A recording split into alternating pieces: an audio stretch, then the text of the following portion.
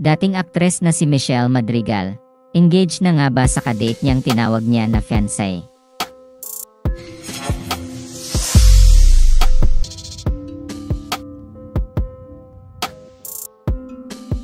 Usap-usapan sa social media ang latest Instagram post ng dating aktres na si Michelle Madrigal.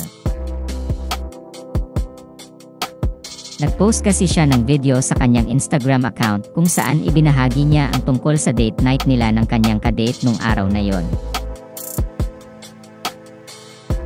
Ayon sa kanya, kumain silang dalawa ng kanyang fiancé sa isang resto sa Austin, Texas.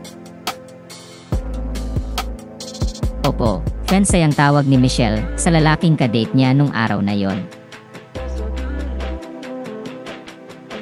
Ipinakita rin ng dating aktres ang mga pagkain in-order nila nung pumunta sila sa naturang resto. Makikita naman sa caption ng kanyang social media post ang listahan ng in-order nila nung araw na yon. Wala pang pa-face reveal si Michelle sa kanyang kadate, pero mukhang nag-enjoy naman ang dalawa sa kanilang date nung araw na yon. Anya, hey all! So I took my fiancé to dinner to Hillside Pharmacy last night. The cozy vintage spot was perfect. We enjoyed amazing farm-to-table dishes and shared a delicious crème brûlée for dessert. It was such a memorable evening.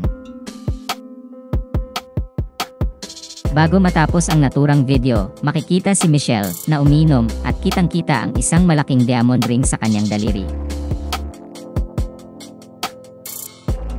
Matatanda ang inamin ni Michelle noong August 2021 na nagkasundo sila ng kanyang dating asawa na si Troy Wolfoff na tuluyan ng maghiwalay matapos ang kanilang pagsasama ng mahigit 2 taon. April 2022 naman nang ma-finalized ang divorce nila. Sina Michelle at Troy ay may anak na si Anika.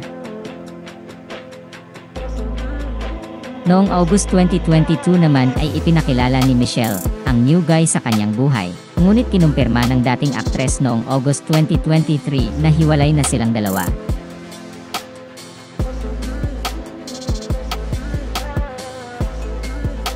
Salamat sa panonood ng video na ito. Huwag kalimutang mag-subscribe sa aming YouTube channel, i-like ang video na ito, at i-turn on na rin ang notification bell.